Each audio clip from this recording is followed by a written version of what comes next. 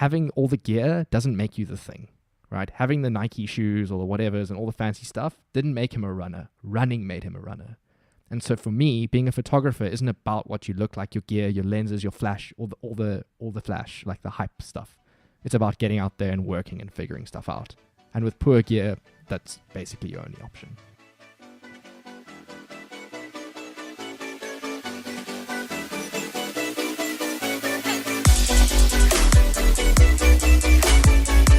Hey, I'm Jamie, and welcome to the first episode of the Jamie and You Show. I've been wanting to do this for a while, and I'm so excited that it's finally happening. This show is where I shine light on the amazing things people are doing, and through conversation, uncovering unique insights that could inspire you or enable you to pursue your greatest ideas. While you're watching or listening, if that's what you're doing, feel free to pause the conversation and write down your favorite quotes, your favorite insights, and please share them. So if you happen to be watching this, share them in the comment section below. If you happen to be listening, or if the comment section isn't for you, then please tweet me at Jamie and You. But let's get into it. Awesome. Chris, welcome to the show. Yeah. Thanks so much, man, for having me. It's awesome. It's so good to have you here. So for those of you who don't know, Chris is my brother. Yeah. And I just felt it would be a really cool opportunity to have someone like him on as the first episode. Chris and I, being brothers, know each other really well, very comfortable with each other. But not just that. Chris, I'm gonna compliment him a lot here all of a sudden, like just starting it off. But Chris for me, So Chris for me, he really embodies a lot of what I want this show to be about. Which is someone who gets inspired to do amazing things, and then he goes off and he does them, and he continues to surprise me, which, I mean, I've told him this before, really. So, and he continues to surprise me, and that's why I wanted to have him on the show. I wanted to have him sometime, but I'm really happy that he's on for the first show. It's great. It's great to have him here. Chris, how do you go from 10 Rand to 10,000 Rand? Yeah, so that's a very long story, but that's what I want to hear. Yeah, so I'm sure a lot of people want to hear that as well because it sounds insane. So the story starts with me at a car boot sale with a friend of mine, and for those of you who don't know what car boot sales are, they're pretty popular in the UK, and they've got them sort of in and around I guess most cities in the world. I'm not sure, but they have them sort of every couple of weeks in Cape Town. And it's this idea of everyone just goes to sell all the shit in their garage that they don't want. And it's a whole community and a whole culture, but the idea is that you can go there and it's 95% nonsense, but you can find some gems. And so I'm walking around and I find this old film camera. So it was an Olympus something or the other. And they wanted 100 Rand for it, but the guy who I was with was like a really good bargainer, and he was like, no, dude, like you never pay what they ask. And I was like, okay. And I literally had 10 Rand in my pocket, like no jokes. I didn't even plan on going to this thing. Like I think I stayed over at his house the night before and literally had 10 Rand on me. So he was like, just offer her 10 Rand and see what she says for this like proper functioning film camera. So yeah, I walked up after 10 Rand and I was like, look, it's all I've got. And so she gave it to me. Which is great. It had a built-in flash and it took batteries, not like the fanciest film camera ever, but a decent one, and came with a 10-year expired roll of film. So I got free film, which is cool. And Mom had some film lying around at home, so I ended up using that, I think. And a couple of weeks later, a friend of mine had her, I think it was her 18th or 19th, and she needed someone to take photos, and so she like messaged, hey, does anyone want to do it? Well, I think, somehow I got involved and took photos at this party. And I was just like casually not doing it serious, not taking myself too seriously. I wasn't like a photographer or trying to, it was a 10 Rand camera. Like, what are the chances that it was even going to work, let alone be awesome? And so, I was pretty drunk, just like having a good time at this party, not taking it seriously. And the photos came out all right. And I didn't really think much of it. And I used the camera a few times again that year at like music festivals and stuff just to, capture the moment on film. And it's just a lot cooler and a lot more exciting when you get home and get to kind of relive the weekend through your film photos. I think that's why people are still shooting on film now. Well, a lot of other reasons, but that's one of them. And so the next year for the same party for this girl, I shot photos again on that same camera. And yeah, they were even better this time around. I think I shot 2 rolls, and eventually people were like, yo, dude, your photos are pretty cool. Like, you know, like what's going on here? And I don't know, I didn't really think much of it at the time. I was still like figuring myself out in varsity and whatever. And then at another party, I was kind of over having to like buy film and stuff, because, you know, it's not expensive, but it's like 50 for a roll and 50 to develop. I don't know if you want me to say that in dollar terms for people watching. No, it's fine. No, okay, just in rands. Yeah, it's fine. Rands is fine. Okay, sweet. Yeah, I just wanted to jump in there. So you were taking these photos. Yes. But what's important is you mentioned there people started to notice that they were really nice. Sure. You were sharing them. Yeah. You were taking them, and then what were you doing with them? Okay. So the cool thing is about film is, I think a lot of people, when they think about film, it's just, you know, you go and you get your photos developed and printed and you kind of store them in a cupboard and never look at them again, or do. But most of the, if not all of the shops that do film can scan them to a disk or a flash drive, and you can upload them to Facebook. So, or wherever you want, right?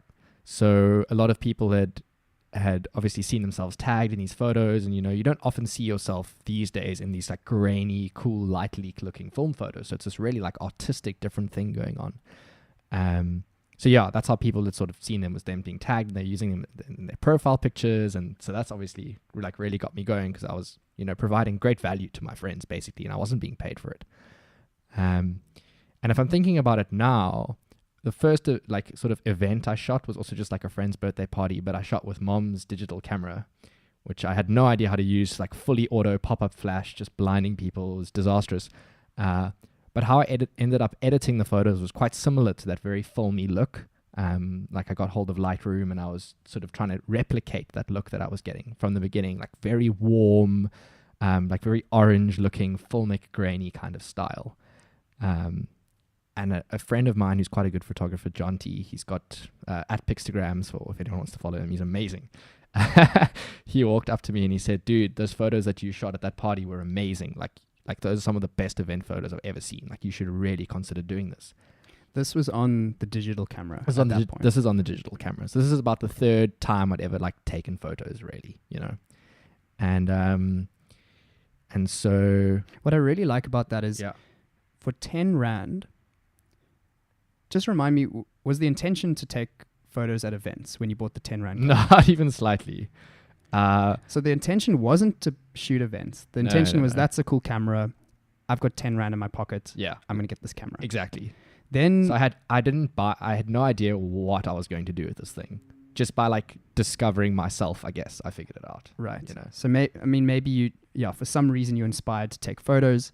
You see this camera, 10 Rand, let's just get it. Sure. Yeah. You get the camera, and you're inspired to take photos at someone's birthday, and you've never taken photos before at someone's party, and you decide, I'm going to take photos at this party. Yeah, I was like the official photographer or whatever, right? Like no one else was taking photos. So I was like the only memory that she had of this event. Right. Well. Okay. Yeah, so that's touching on it. So you were doing it for your own reasons, but you were doing, I mean, everyone was winning. Everyone was winning for this. Yeah, everyone was winning by a mile. I mean, to be fair, so it wasn't really 10 Rand, because like the camera was 10 Rand, and I guess, you know, mom had some film lying around and she had the camera which she wasn't using. But at this point in my life, I probably had around like 300 Rand in my bank account, plus minus. I was like 18, 19, whatever. I had like 400 Rand. So really like not a lot to start off with. So anyway, so the story continues. So John T came up to me. He's like, dude, your photos are cool. The only problem is I didn't have a way of getting out there, like to tell people, like like back then Instagram wasn't that big, and event photographers Instagram isn't really your platform. Like Instagram is more for street photography and portraits and stuff like that, which are typically shot like vertically, you know. So posting horizontal event photos just don't look that great on Instagram, but they look cool on Facebook because you know it fills your whole screen. That was something I was actually thinking about when you started telling the story. Was that I remember when you started posting, you started posting these photos for your friends, and that was when at the time Facebook was big. Facebook was big. Yeah, Facebook was cooking, man. Facebook was really cooking. You were speaking about people using it as their profile pictures, and what was great for you is that what ended up happening is that You would take the photos of the event. There was that whole thing with Facebook is there would be this event on the weekend, and then everyone would get excited for who was going to post the photos after the on the Monday or whatever it is. Get your cool new profile picture. There we go. And people would have this anticipation. It's not really a thing anymore. It's not a thing. And I think that was as far as timing goes, I think that timing was really good for you, right? Because you could take these photos that captured a moment, and there were quite a lot of them. You could post them in one go. Everyone would then see that set of photos. Yes. People would be tagged. The individuals would be tagged in the individual photos, but then they would see the full album. Yeah. It was quite a nice time to be able to to start what you started. I think now with Instagram being a lot more popular and Facebook not being as popular, I don't know if posting a whole album of event photos would be as effective. So I really like the fact that you were able to play into the time that you were taking the photos in. It obviously wasn't intentional, of course, but like not. thinking back on it now, only in reflecting, that did help a lot. So John T says you've got amazing photos. So just to continue there. So you get approached by a friend of yours who's a really good photographer, and he says you have something going here. He believed in me. He was the guy. Right. He said, go for it. You seem to have something going on here. What happens next? Okay. So for anyone who knows anything about photography and gear and stuff like that, is first of all, it's really expensive if you're buying good stuff. And second of all, you often think that just because you don't have the best stuff that everyone else is immediately better than you because they've got the fanciest camera. And that is true in some circumstances, but if you buy all the best gear in the beginning, you don't learn anything. Like once you get good on good gear, you have no room to grow.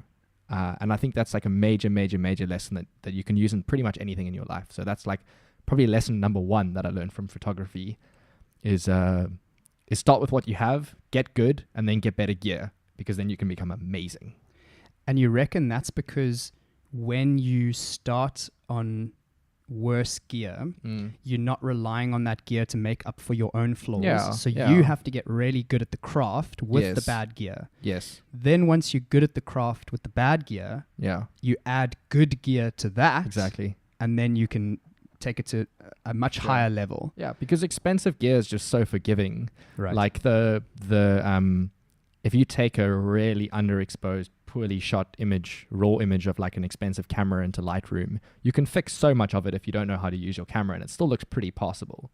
But with like a entry-level DSLR, and you're shooting, maybe you don't even know about RAW, you're shooting on like JPEG, you need to expose that image pretty damn well by the time you get it into Lightroom, otherwise it's going to fall apart, depending on how new the camera is and stuff. So you really need to learn your gear before you start like competing in a professional space. Would you go as far as to say that it would be good advice and would be more advantageous to start on bad gear intentionally? Or do you think it's fine to, if you've got the resources, get the good gear? Would you go as far as to say that people should start on bad gear? It so depends. I think like the reason why I say start on bad gear is because you're forced into a corner where you have to learn.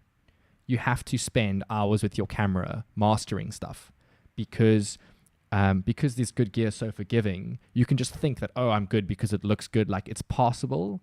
But for example, like in your life, when you have few resources, you have to hustle. You have to make things work. If you're super rich, you don't have to make an effort. You don't have to try and look for bargains. You don't have to try and get good deals and stuff. You don't have to really be concerned because it just happens. So when you put yourself in this like not scarcity mindset, because that's obviously a different topic, but in this position of scarcity, you really have to make the most about what you've got in your hands.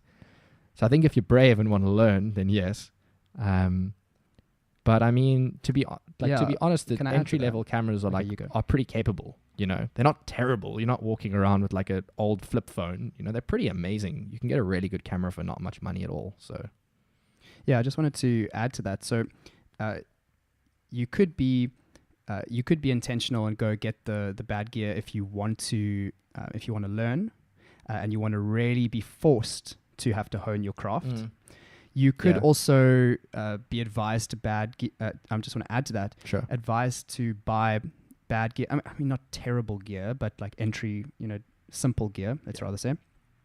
You could maybe want to do that so that your risk is slightly lower. You're starting with a lower cost base. You can get into it a bit faster. If you're always waiting around to say, I'll only start this if I've got the best gear. Of course, I mean, we've heard that before. You're never going to start there. Yeah. You will literally never start.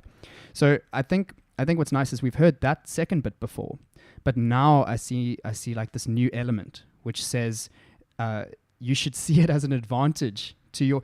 Let me add an extra bit here. You should see it as an advantage to your longer term ability in this craft. 100%. Yeah. Because you will have to learn how to do things properly and well in the beginning, and then you'll have this compounding effect of getting better and better over time. Add good gear to that, add experience to that, and you're just setting yourself up for success. I think like one point before we continue about how I made the 10K, because I think people want to hear that. I think the one point that's really, really important is around New Year's time, people go and buy all the new running gear and the gym contract and the whatever, because they're like, I'm going to get so fit. Not that I'm ever in the gym, but apparently, people are in the gym that first week of January and everyone's hustling and bustling and trying to get fit, and then they lose it after 2 weeks. They spent all this money, but it's not really what they wanted. They just convinced themselves that it was the right thing. And I think similar things happens with photography. Is you think, oh, I'm going to be this amazing photographer. I'm going to live this Instagram life. I'm going to be around all these attractive people and making money and living in beach houses. And you kind of paint this picture of what you think a photographer is. And then you go and get all the stuff and you realize, Jesus, I actually don't know anything about photography. How do I learn? You're not willing to get out there. You're not willing to DM people and try and get models to shoot with you, which is a whole nother story. You're not willing to make an effort, go out when it's, looking for good lighting, trying to find people to shoot with you. Like, you're just like, I didn't end up living it. And then you try and sell the gear and maybe lose some money in the process. And I think like the important thing is, I remember once I was walking back home from a coffee shop just down the road, and I saw this guy running in like 3/4 shorts, like Converse All-Stars and a baggy t-shirt. Like, didn't look like a runner at all, but he was running and he was sweating and he was getting in shape. And the idea was like, having all the gear doesn't make you the thing, right? Having the Nike shoes or the whatevers and all the fancy stuff didn't make him a runner. Running made him a runner.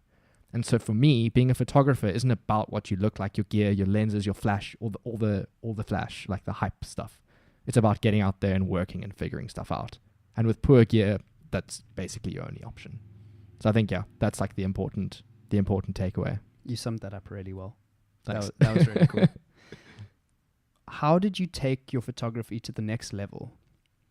Okay. So the thing with sort of the artist industry is you have to get discovered. And there's this whole idea of like, come and shoot this event. It'll be good for exposure. There's this whole concept of exposure. Like normally photographers, I don't know what the going rate is now, but if you're shooting an event for a couple hours, you're probably going to be charging between like 3,000 and 5,000 rand. Depending on how high profile it is. Maybe even up to like 15 if you have to hire an assistant, or I don't know, but in that range.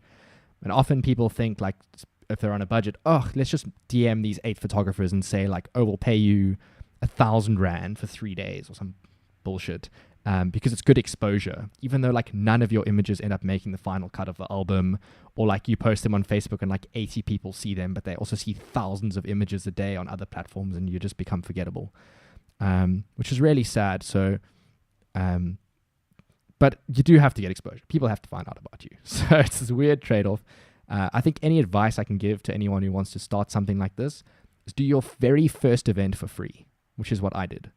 So a friend of mine's sister was maybe still is a club promoter and for Club 89 in Cape Town. And I messaged her. I was like, hey, are you guys looking for photographers? Because obviously clubs get exposure through photographers.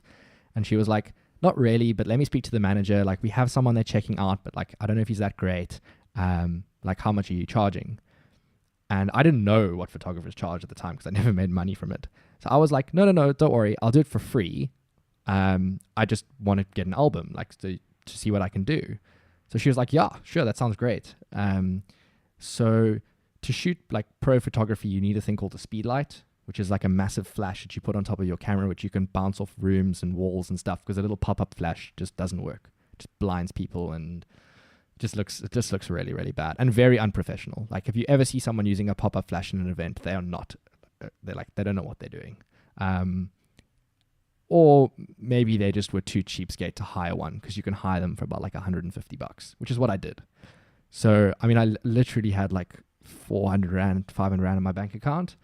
Went and hired a flash from a place called Camera Shack. Shout out to them. They are awesome guys. Sean and Carl, absolute legends. So yeah, went and hired a flash, drove to Pinelands to pick it up, rocked up at the event, skipped the queue, which was cool. It was like 150 people queue at the club. Was walked in like, hey, I'm the photographer, and the bouncer's like, cool, like let me in through the ropes. Quite a cool experience. And it was actually a Africa Burn fundraiser night at 89. So a few of my friends are organizing it. I don't know how they managed to work that out, but they did.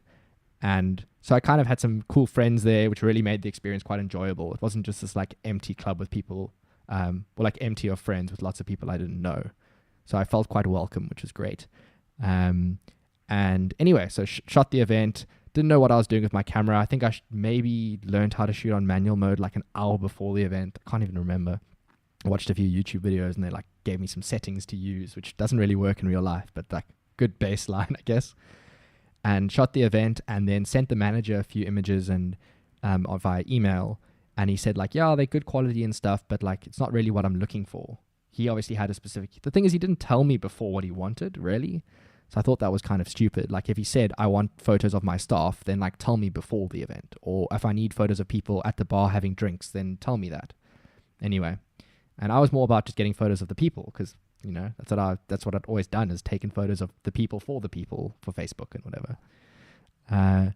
And so anyway, and then I had people messaging me who were at the event like, yo, dude, when are the photos going up? When are the photos going up? And I messaged them back. I was like, sorry, man, like the manager doesn't want them on his page. Like he isn't happy with them because it wasn't to his spec, whatever.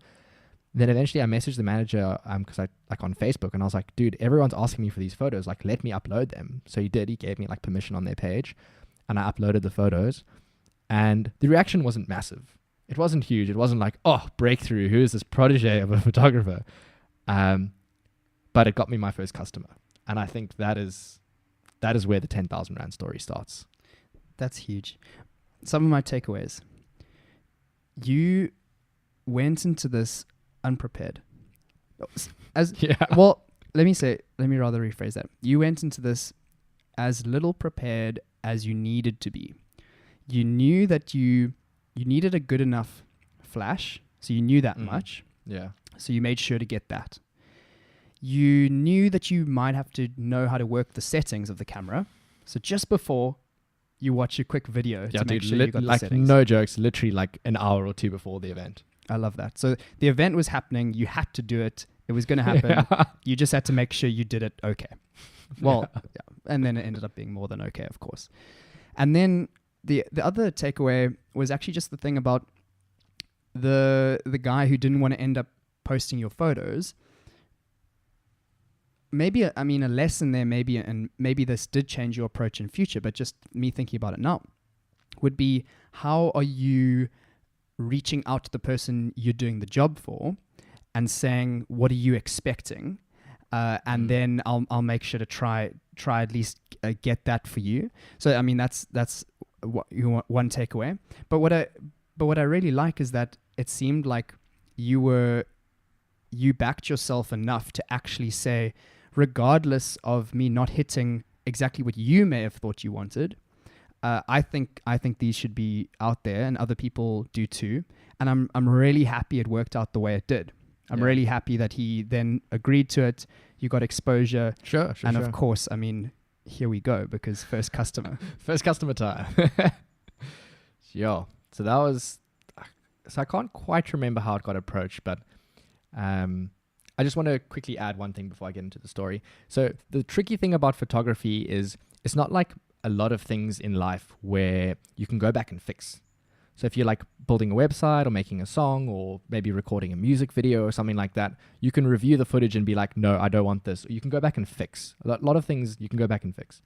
But with a photography event, or with recording content at any event, you've got 3-4 hours. It's never happening again. You know, if you stuff it up, you can't say, okay, guys, we're throwing the same party again. Let's go back and shoot it. And so I think an important lesson that I learned that night, which I used for the rest of the year or two, however long I kept shooting for, was at the beginning of the night, ask your client, what do you want? If it's someone's birthday party, do you need shots with your parents? Do you need shots of the table setting? Do you need shots of the food? Do you need shots of the catering staff, of the DJ? Do you want to go and chat to the DJ? Does he need photos for his profile? Maybe you can make a connection there. And establish all of those things at the beginning of the night, because if you don't, and you email them the photos the next day, and they say, oh, where's photo of Granny? She was there and she doesn't have any photos. There's nothing you can do about it. And that's terrible for your reputation, because she's not going to recommend you to her friends because she was upset. Even though 99 of that, or whatever, 100 of the photos were amazing, because you didn't get that one photo of her granny, then the mom had a bad experience with the photographer because he didn't capture the family photos. Even though no one told you, and granny sat in the corner half asleep the whole night, and there are a bunch of drunk kids around, having her in the album in context makes no sense. So from an artistic side, you might think it was the right thing not to take photos of Gran, but you ruined their night by not. I love how you're focusing on what they want. I love how you're focusing on the fact that so huge, because it's not about you. So never compromise yourself to the point where you sell out, but at the end of the day, they worked hard to earn the money that they're paying you, and you're going to work hard to earn it. You better make sure it's what they want. I love that. I think the balance that you're striking is, I'm not going to compromise my longer term art, my longer term craft. Yeah. I'm not going to compromise that. Yeah. But because I am providing you a service here, the balance is that actually in the longer term, I do need to serve you. I do need to try and make the product as good as you need it to be, because if I'm not doing that, then potentially, I don't have more clients in the future. It's actually just a very practical way to look at it. Yeah, 100%. 100%. But first client time. Yeah. So I was 21 at this time. So I think I shot the event sort of January of last year. Must have been, what is it? Yeah, January 2017 was when I did this, around there, January, February 2017, but just before Africa Burn. That would have made sense. And I got a message on Facebook from Nick Cowan, absolute ledge. If you ever watch this video, which you probably won't, you are a ledge. So Nick messaged me on Facebook. We can send it to Nick. We can make sure he watches it. Nick, you're a ledge. So I think one of his friends messaged me, or they'd seen the album from 89 and they were like, oh, Chris is a photographer, even though I wasn't. Didn't know anything really. Quickly, anyone who wants to shoot in a nightclub or camera settings to use are f4 shutter speed 1/60 and shoot ETTL on your flash +1 for exposure to bounce it off the ceiling. That's what I used, and I ended up using those same settings for probably the whole year. I love that. That's gold. That's a nugget. Yeah, take that. The settings I used that night, I don't think I ever changed for any event photography I did. So yeah, you can learn shit in 10 minutes on YouTube. Just Google it, whatever. So I got a message and he was like, hey, I need someone to take photos for my 21st. I saw you doing photos, and he knew me, kind of. We were acquaintances, mutual friends. And how much do you charge? So that was the first big question. I didn't know anyone doing event photography at the time. But I kind of knew what people earned for that amount of time doing other jobs, like being a waiter or a barman or something. Keep in mind, I still had no gear. So I still had mom's camera. So I had no gear. So I was like, okay. I had a camera, but it wasn't great. And so I was like, okay, well, waiter on a good night probably earns about $400 or $500, give or take. Well, on average, let's say on a Saturday night, you're probably making about 500, right? So I was like, well, 500. Literally just thumb sucked it. The flash was going to cost me $130 though, because I still had to hire the flash. And he was like, sweet, sounds good. So I went and tried to shoot the event in the most disgusting low light with high ceilings, and trying to bounce a flash with a bad camera was disastrous.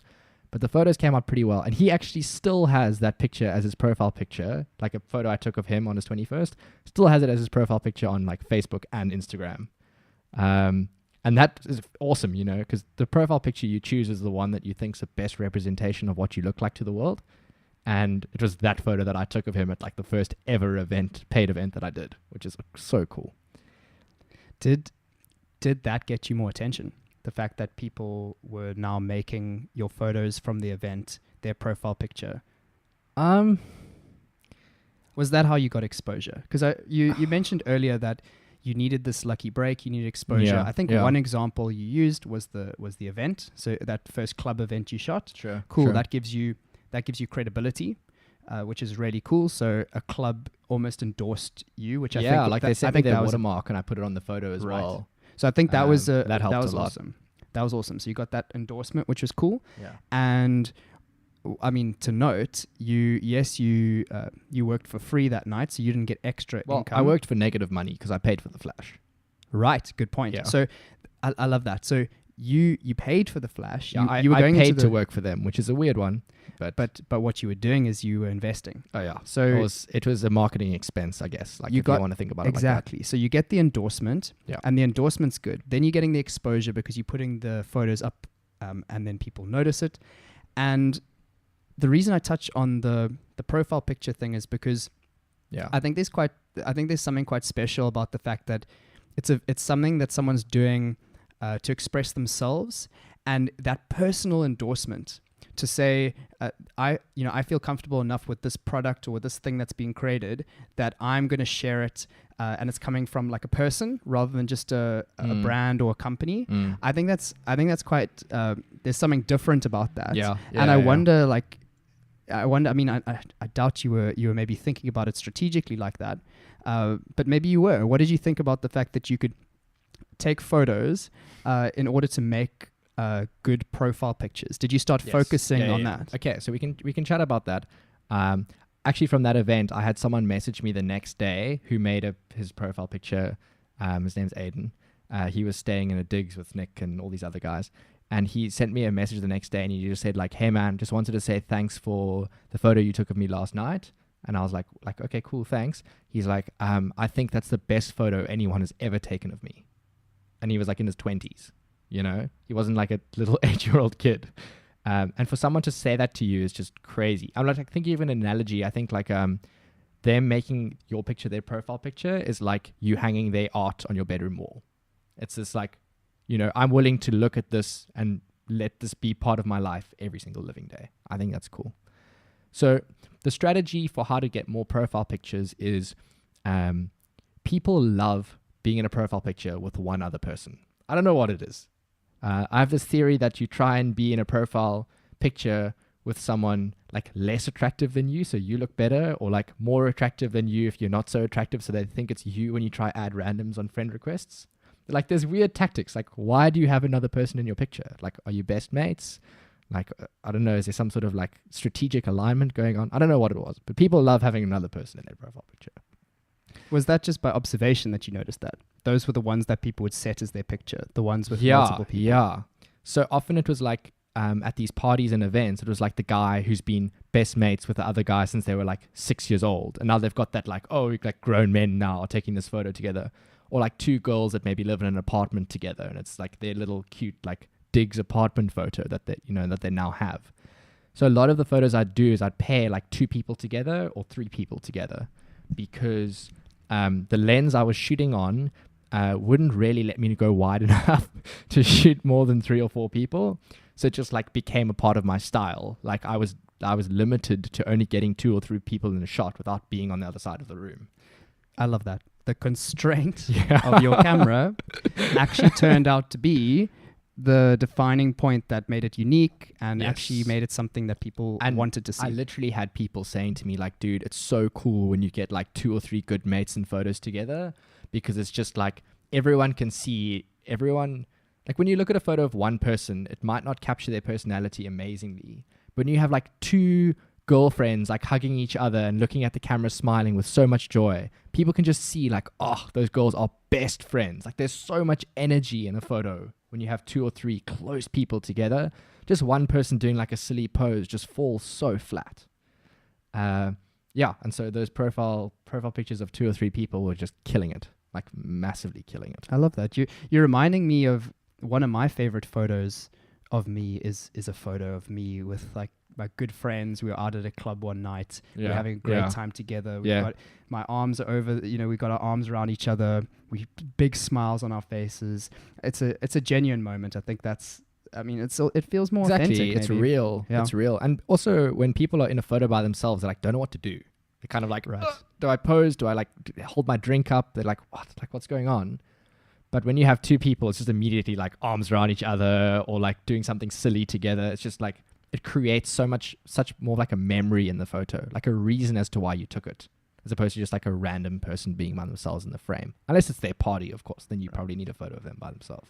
And now, after people started to see the photos you were taking of this, it was the 121st you did. Yeah. And then, yeah. And then I'm assuming more people saw those as a result. Yeah. And that's then what kicked stuff off. Well, so that's the nice thing, and I think it's sort of in any industry, is when you know the person that does the thing that you need, like not the best, but you know them and they're easy to contact. It's just easier to get them to do the job, right? You don't have to go now test out another photographer. You know that the product I was producing was good enough at a reasonable price. I was reliable, and the photos came out. Like, one thing like you must do is get your content out as soon as you can. Because the big differentiating factor was I would go home after the event, go through all the photos, delete all the ones where people with eyes closed or blurred or whatever, sift through the whole album, edit all of them, and then go to bed at like 2 a.m., wake up at 9 a.m. whilst everyone else is hungover and doesn't even expect the photos to be up, and have them on Facebook. So people would wake up and literally couldn't remember the night before because they got so drunk, and now could because of the photos I was posting. And so no one in Cape Town, I know there are a few people now who do next day posts, but no one in Cape Town at the time that I was aware of was doing next day posts. Photos take like a week to come out, at which point you see them and you're like, oh, where was that? Oh, yeah, it was at that thing. Who cares? You're at the next 21st now. No one cares about last weekend's 21st. That was really, really crucial. You were exceeding people's expectations. Yeah. Which was amazing. Yeah. People weren't expecting those photos to come out so quickly, No. and at the quality you were providing. No, next day posts are unheard of. People couldn't believe, like I literally had messages from people like, how did you get them out so fast? I was like setting a new standard, basically. Perfect. So providing a service that's exceeding expectations. You are, I mean, when you're setting a new standard, you almost have like no competition at that point, which is amazing. I think, going above and beyond in that moment, you were also riding the hype of the event that just happened. You mentioned it there. You said a week later, people are less interested in the event. I feel like there was a strategic side to what you were doing. In hindsight, maybe not at the time. Not at the time. What I was doing at the time. Amazing. So it just felt like the right thing to do. Yeah, definitely. Like I would be really upset if someone took photos at my event and like a week later I had to email them to be like, hey, where are the photos? Them take 2 days to reply to my email. Then like a couple days, send some sample photos through, and like 3 weeks later, when everyone's forgotten about your party, the photos come out and they're like, meh, I didn't even know the photos were ever, I didn't even know I was ever going to see them. And like that really just upsets me, I think. So it was more like what I wanted to see happen. Like if that was my party, I would love to see the photos the next day. And so that's what I did. It was never expected of me. Like when I used to say to them like, yo, I'll get your photos up in 24 hours. They were like, are you sure? Like, really? I was like, yeah. And I never, ever under-delivered in all the events I did for the rest of the year and continuing. Never was late. Always earlier than I said. Because you were providing such a good service, did you start increasing your price? Did you start setting your sights on bigger things?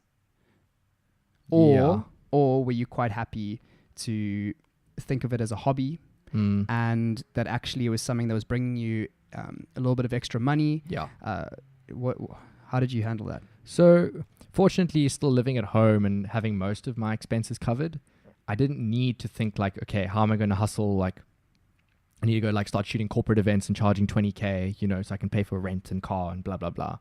So I was in a very lucky position where I was basically just earning money to party or earning money to go out for lunch and dinner with my friends. I didn't need to be a business person. If I did, I think I would have gone about things very differently. I probably would have charged more and hired better gear, hired proper lenses and proper camera bodies, and really tried to be this amazing professional. At the time, some of the events I was shooting, I was even invited to. They were like friends parties. So they'd say like, come, but we don't expect you to take out the photos for free kind of thing. So what do you charge?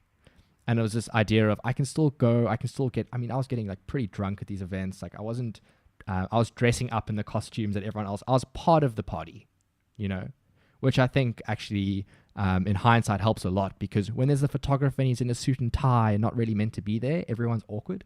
But when you're part of the party, man, we're having fun, we're taking selfies, we're just going wild. So being part of the party helped. That was like a cool thing in the brand, and it let people really relax because they knew me, and that helped. And so I started charging like, I don't know, like 700, 750 for my next event. I think that's what I did for like 2 or 3 events. And then I realized that I couldn't take photos of speeches. So like at these events that I was doing, like everyone's like at the beginning, everyone's chatting and just getting drunk. And then most of the time. And then they have speeches when the mom talks and the dad talks, or the cousins talk, or the friends and their funny stories, sort of how it goes. And then everyone's wrecked and everyone's on the dance floor having a good time. And as a result, you need 3 acts of a 21st. The 3 acts of it, they are standard. They will never change. I want to go to a 21st when everyone's wrecked, but the speeches happen before. I don't know. Someone needs to change things up because it's hella boring. Like so you reckon the formula is just bad? It's not. It's horrendous. It's not. I mean, it works. But like when you're sobering up on an hour and 20-minute speech, and all you want to do is like get absolutely wrecked, it's just not a good time. Please, 21st people, work on that. Anyway, so I realized I couldn't shoot the speech because the lens I was shooting on, it would go to 55mm, which on a crop camera is like okay to shoot a speech photo.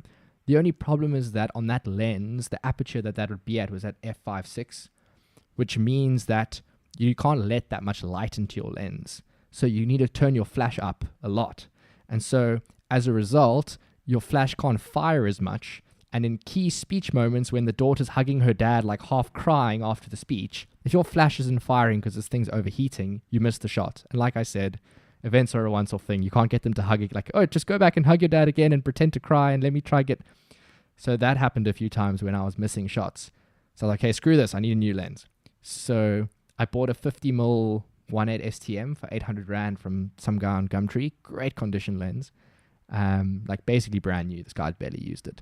And so that was my first purchase of gear that I needed to shoot speeches, because that you could shoot at like f2.8, super sharp, let lots of light in. You like barely had to use the flash. It just did the job. Great focusing speed and everything. So that was the first time I made an investment like into, okay, I need better gear now. And also, I think that's the first time that you were indicating that this was something more than just a hobby. You were trying to do a service. You were trying to make trying to produce it. I was trying to produce a better product. Exactly. 100%. And so before that, you don't really mind if you don't capture the speeches perfectly. You making do and you think it's fine. Yeah. But after that point, it seems like you've decided, you know what, I'm going to do this properly. I'm going to provide a really good service because I know that's the right thing to do. Yeah. What was that because you wanted to? I like this idea. So we're still on the road to 10,000, by the way. We're on this road, and I see this as a point where you are now deciding to take it a bit more seriously. But is that driven by the fact that you want to charge more? So this is the idea here is like, are you trying to now provide a better service because you want to charge more and you see this trajectory on the way?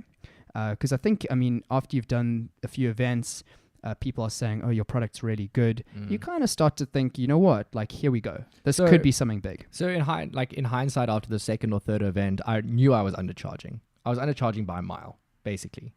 I soon figured out that people were charging in the ballpark of sort of 750 to 1.5 for an hour of shooting. I was charging 750 for like 3 hours of shooting and producing photos the next day and at a good quality that people liked. So I was way, way underpriced for what I was doing, but humble enough to realize I didn't have the experience. I wasn't a professional, and I didn't feel like I deserved to charge as much as other people, even though maybe my photos were better than them, debatable.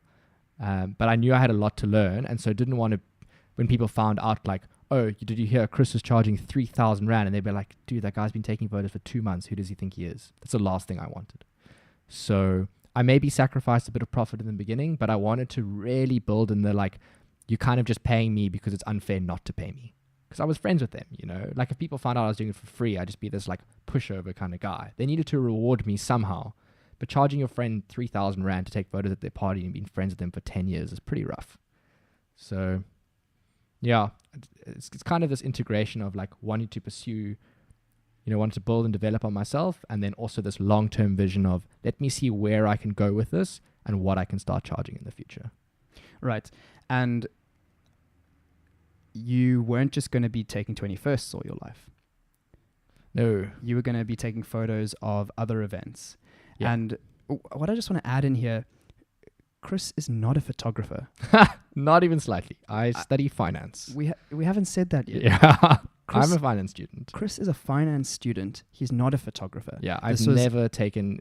apart from a couple of YouTube videos, I haven't taken any courses or classes or gotten anyone to teach me how to push the dials and spin the things and read whatever manuals. Just a little bit of YouTube. That's it. A little bit of YouTube, some passion. Yeah. And, I mean, it was fun. That was the other thing. That was a great time. I mean, being paid to get drunk with your friends and take photos is the best job in the world. I mean, imagine you could do that every weekend. Jesus. Right. Living the life. I love that. But so I'm assuming, so you're not a photographer. No. You're making money from this thing. You're enjoying it. You want to do it more. And you might as well start getting paid a bit more. Sure. Where does it go from there? Okay. So I think one of the trickiest challenges that I had to face in this moment was what a lot of people don't understand. And I know we've chatted about this a lot, but in these sort of creative industries, everyone wants to know what your hourly rate is. It's this idea of, how much do you charge per hour? Okay, I only need you for like 2 hours, so I'll pay you this much because you said your hourly was 750 or 600 or whatever it is. And that's a big problem because, for example, if I'm shooting an event, I need a minimum of 2 hours to work, absolute minimum, to get a photo of like something that I tried to do was, even if I didn't know the people, was have a photo of every person there. Because it sucks when you see all your friends looking great in photos at an event you were at and you're not in the album. That's terrible. So I try and learn everyone's face. Obviously, some people are more photogenic and want to be in more photos, but try and get a photo of everyone. And 2 hours minimum to do that because there's speeches and there's dancing and people are really awkward in the beginning of events because they've just arrived and they maybe don't know people and they're standing in the corner. So you need people to warm up. Often like I'd only start shooting an hour after the event started because I was wasting my time being there in the first hour because no one had had their first glass of wine and everyone was still making sure their hair looked good or, whatever, which people obviously forget about through the event. And so what's your hourly? That's the biggest question. And the worst thing about what's your hourly is that when you tell them, no matter what it is, they always want you for the shortest amount of time, which means you need to work your ass off. Because if you have 3 hours to work, you can just chill. You have a whole extra hour to just take random photos of whatever you want because you've taken a photo of everyone and you've done your job.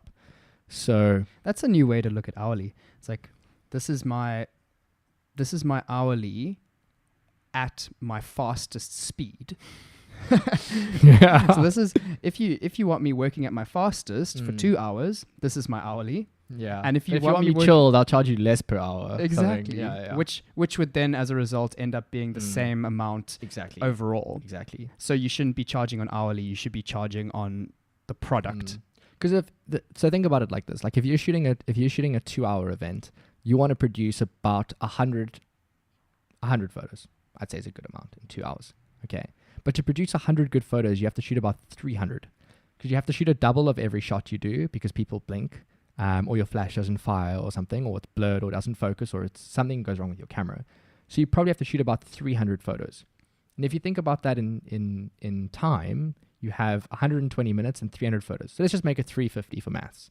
That means you have to be shooting, 3 photos every minute? So every single minute you have to be looking for one photo opportunity. Because, let's think about it like that, 100, 120 photos in an event. Every single minute, you have to be getting a photo. And that's really, really difficult without ruining the party. Because you have to stop every conversation, hi, can I get a photo? And people are like, dude, I'm in the middle of a conversation. I'm like, I know, but I've got 2 hours to shoot this thing. I mean, so aside from actually having a tripod set up and people walking in front of the camera, you have to have such crazy people skills because you literally have to go up to strangers and be like, hey, can I get a photo? And sometimes they look at you like, dude, like piss off, I'm having a conversation. So that's the worst. And you're like, I'm being paid to take the photo. You need to be approaching people, convincing them that you want to take a photo of them. Yes. And then getting them to look good in it. Getting them to look good. Yeah. All at breakneck speed because the event is only so long. Exactly. And you're trying to get photos of everyone. Yeah. And also, like, one thing about photography is it's a bit of a weird one. You get candid and posed shots. So candid shots is when it's like the person laughing, drinking the champagne, and you taking the photo across the room. The only problem is like, first of all, the lens. I didn't have changeable lenses or like good zoom lenses. So I could get candid shots, but then if 4 people walked up to me and said, hey, can we get a photo? I'd need to change lenses because I could shoot candids with the 50mm that I had bought. But obviously it's stuck, and that's 80mm on a crop camera. So that's really zoomed in. You can barely get one person in the shot, let alone 4 in a row. So that really limited my style. Also, candid photos don't look as good for profile pictures because like no one wants to see the side of their face talking in a conversation, laughing. They want to have the pose photo with them and their friends. So you could easily shoot a candid event in 2 hours because you just walk around and be the sort of fly on the wall and take photos. And that's a joke. I mean, you can get 1,000 candid. You can just shoot away candid all day long. But getting 100 good posed photos that people can use for profile pictures is a nightmare. Really, really, really difficult. Yeah. And you say that it was the combination of having the good social skills that could then approach people huge and convince them that it's worth it. So there was so I'm just trying to break down the effectiveness of your product here so you were a guy who was coming in and first of all understanding going into the event what was needed. Okay, let's get photos of everyone. You're sussing out what the best product is here. What are people going to be excited about when this product comes out, which is the photo album. Yeah. People, they all want to be in the album. Okay, that's first. Okay, well, how much time do I need? Okay, well, this many photos per minute. I mean, I can imagine you're not doing it down to the minute, but you're giving yourself enough time to get all those photos. Yeah. Saying, how much time do I need? Okay, well then this person's asking this hourly rate. I mean, that's a confusing thing in itself. How am I gonna sort that out with them? But now I know how much time I roughly need. But even then, even if I work out how much time I need, the event is only so long. So I don't get to choose how long this event runs for. I don't get to choose how long the speeches go for. No. So you know in your head how much time you need, and you are watching this event play out, and you can see this. I'm getting less and less time that I have. Like if I and then just to round that off, then in order to make it happen, it was the only way you could make that happen was to be able to act on those social skills to wrangle people to make it happen. So like I remember distinctly like a party I did. So if we want to just jump forward on the money a bit. Go for it. So the 10 Rand to 10K ideas, I probably shot about like 12 to 15 events in a year and started charging like, went from 500 that first one to like 700-800, started doing like I think 1, 2, 1, 5 and then like more, like 2 or 3. So this is the idea of just like slowly scaling up your price as you got more known. I can't really remember. I think I was doing like starting to do $750 an hour because people love the hourly for whatever reason. You can't avoid it. It's impossible to avoid. Just try and convince the person that, to like what I would say is how many people are at the event? How big is the venue? So if they say 150 people, if you want to get good photos of 150 people, you need 3 hours. You can't shoot that in 2. If there's speeches and stuff, you can't shoot that in 2. Unless you're shooting candid, but I wasn't. So if you want my product, my pose profile picture product, it's 3 hours. That's where it's at. I can't do it in less. And I remember being at this one event and I arrived half an hour after the party started, but they had the speeches quite early. So about an hour to shoot, but people were kind of rolling in and having snacks, and you also can't take photos of people when they're eating. So top tip, when people are eating, back up your photos. Go into a room in the house, if it's at a house, or go into the room at the venue and back up your shots. That's a top tip. Because if anything goes wrong, you can't relive it. So any time you have that you aren't shooting when people are eating, back stuff up. Anyway, so I've been shooting for about an hour and I was booked for 2 and the speeches started. And the speeches went on for about 45 minutes, of which I took about 6 photos for 45 minutes. And after the speeches finished, I had 15 minutes to get all the group shots, all the posed profile pictures, I'd maybe gotten a few before, but like 20, maybe. I had about 15, 20 minutes to take about 80 usable photos to put in that album. I have never worked that hard at any event in my life. It was absolutely insane. It was crazy. I was like on the dance floor, going like in the crowd, under people, over people, standing on tables. I was going ballistic. I could have taken longer, but like, I'm only being paid for 2 hours. I don't want to end up being there for 3 and then trying to charge them more or telling them it's fine for the next client to find out like, oh, Chris stayed an extra hour and I didn't pay him for it. Like, I wanted to keep that quite strict. It's like, I've charged and been booked for 2 hours. I have to shoot this in 2 hours. And that was absolutely frightening. I love that. That's such an interesting way to look at pricing. You charged an hourly. You know what your end product needs to be. Yeah, you're not going to spend any more time than you've been paid for. You can't afford to.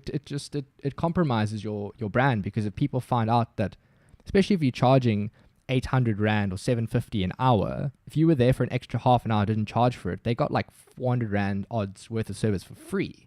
If someone else found out about that, who you quickly left after 3 hours and they didn't get the extra half an hour, they're like, stuff you. Why does that person get it and not me? Wow, man. Integrity. It's like integrity to what you promised. Yeah. For everyone's sake. Yeah.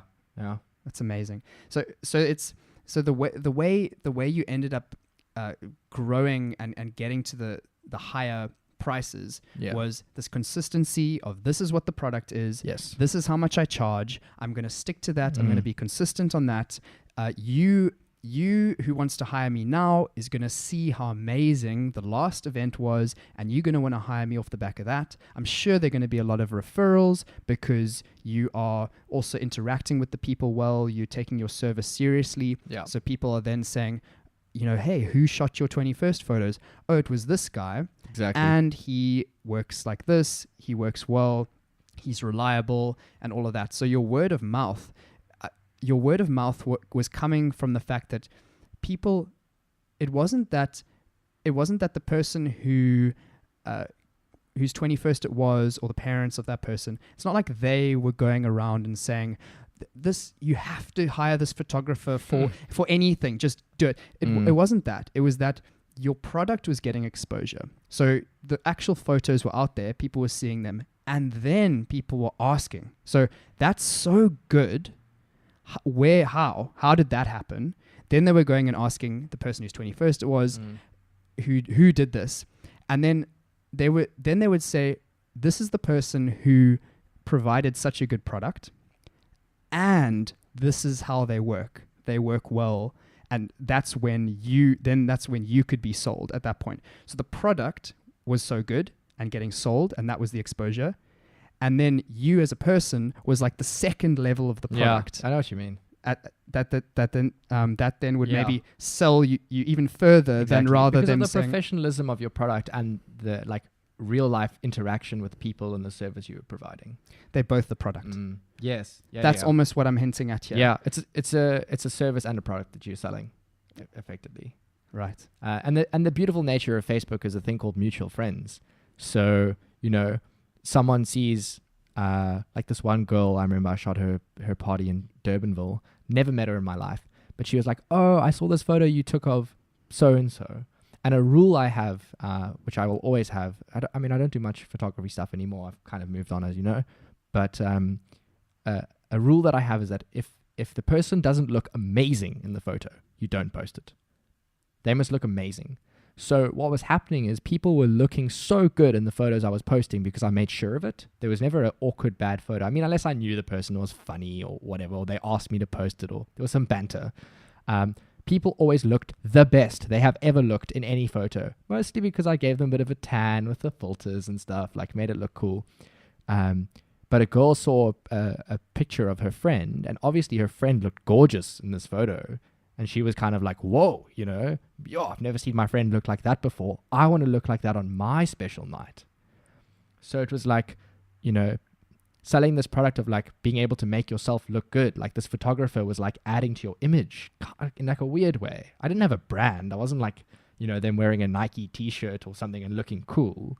It was more like, I want to look amazing on my night. So let me make sure, and I want my friends and family to look good too. So let me get this guy because I know he makes people look good. And that was kind of the brand that I was selling, or the product that I was selling at least. So good. You were selling people better versions of themselves. Yeah. The best, I mean, profile picture, like Nick's profile picture, literally like almost 2 years later, still him. Like in his mind, that's the best version of himself that he can show the world. And that was my image on a hired flash first event I ever shot. Chris, I have loved having you on the first show. Thanks for having me, dude. This has been so cool. I've learned a lot. There have been a lot of key takeaways. If you're watching, if you're listening, please, once again, the quotes, the insights that you found during this conversation, please write them down, not only for yourself, but also please share them with us. If you happen to be watching, please share those quotes and insights in the comments section. But also feel free to tweet me at Jamie and you. Of course, if you're listening as well, please feel free to tweet me.